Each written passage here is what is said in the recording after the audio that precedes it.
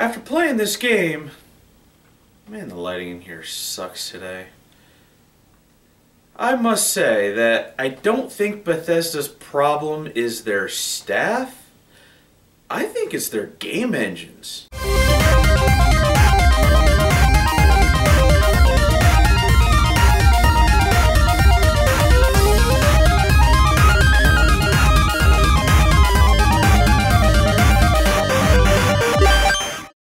With all the controversies surrounding Bethesda and that absolute blunder of a game, Fallout 76, I don't care why it was released in such a POS state. I care for the fact that it was released in that state. And after playing The Outer Worlds, I really think that Bethesda has just got to ditch the creation engine and go with someone else's at this point in time. Skyrim, Fallout 4, and Fallout 76 run on Bethesda's creation engine, which they made by forking Gamebryo's Fallout 3 codebase, which I think is the root cause of all of Bethesda's game issues. Skyrim and Fallout 4 were good games, but not very stable. Patches brought in new bugs or made old ones reappear, and Fallout 76 has a shopping list of issues because of its cobbled together nature.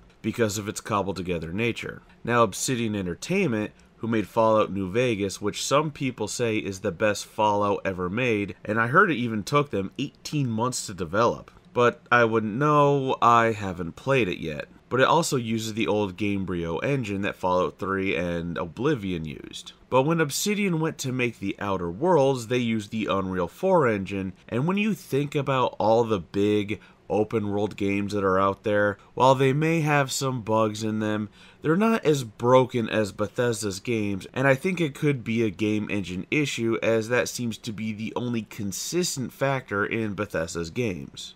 The Outer Worlds looks really good.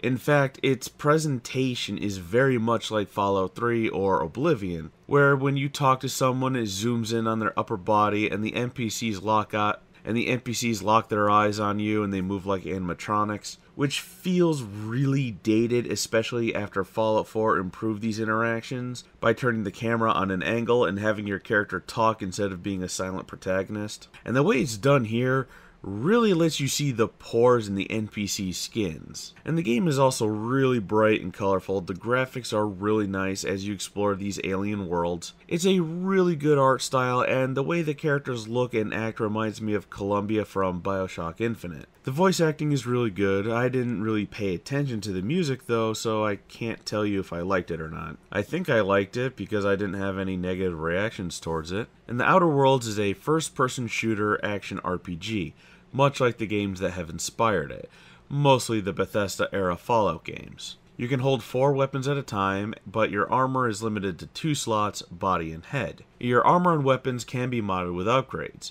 but replacing one mod will destroy the old one. And this game has its own version of VATS that allows you to activate a bullet time type of thing. There's no lock-on like VATS, but VATS was Bethesda's way of helping you with their garbage combat. I love how the inventory and menus are handled, especially since I've hated how Bethesda Fallouts handled it, where you had to go through a list in the Pip-Boy. Not here. The menus show you icons and you can just click and drag to the ones that you want. It's old school, but it's good. It went for function over form. Each time you level, you get 10 points to put in your stats, and each stat has substats, such as Charisma has Persuasion, Intimidation, and Lying. There's also more checks for dialogue, modding, and others to let you pass instead of the more simplified versions that Fallout has. And this gives you sort of a Dungeons and Dragons feel, making your character feel more unique. Almost every single NPC has a quest, or at least something for you to do or interact with, and the quests are really quite immersive.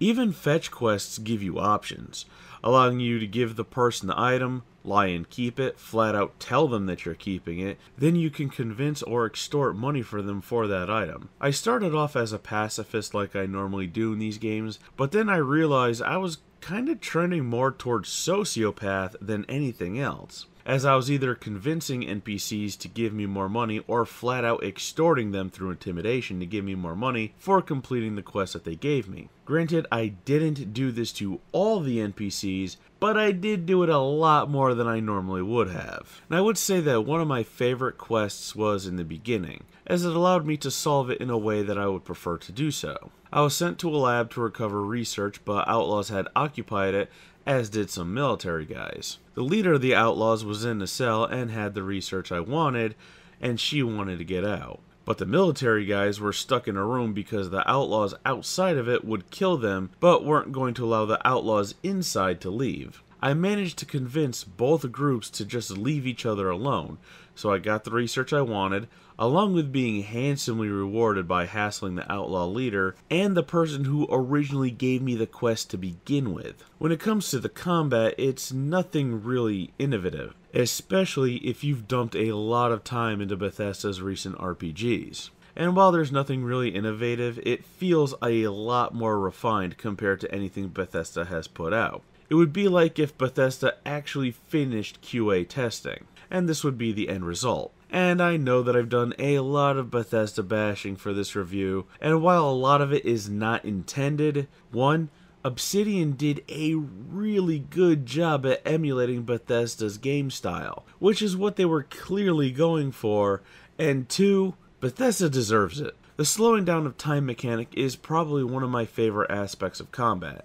It's not like VATS where it allows you to lock on, click an area, and hope the RNG lets you hit. The bullet time mechanic here allows you to aim and shoot, and if your aiming reticule is red, you're going to hit. Your weapons and armor do degrade over time, and you have to repair them, which you can do at workbenches. But getting materials to fix them doesn't seem to be that much of an issue, as you can break down weapons and armor right away instead of taking them off of a corpse. And the item degradation seems to take a while, as it took a long time for some items just to get down to 85%, and that was after a lot of fighting. So there's really no need to worry about your stuff breaking after a short while. I haven't finished the main story yet, and this may be like a Fallout 4 situation for me, where I got involved in a lot of the side quests before the main story. And there's a lot of side quests, as I mentioned earlier, and they're fun and very rewarding, especially when you get the power regulator for your ship. Once you finish that quest and you're able to travel to other planets or to other areas of those planets, the game pretty much says, alright, go play.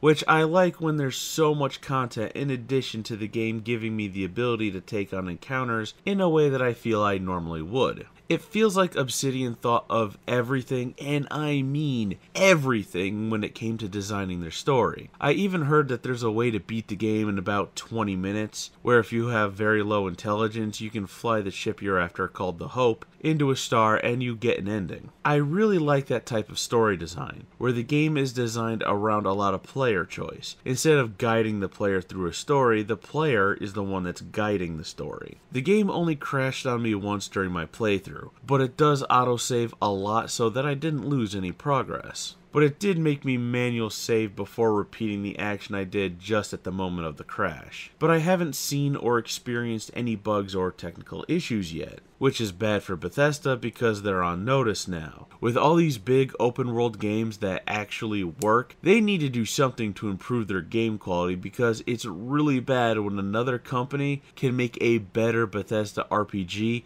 that's not them. If you're into Bethesda RPGs, or you just like these big, grand adventures that you could sink hours upon hours upon hours into, then this is the game for you.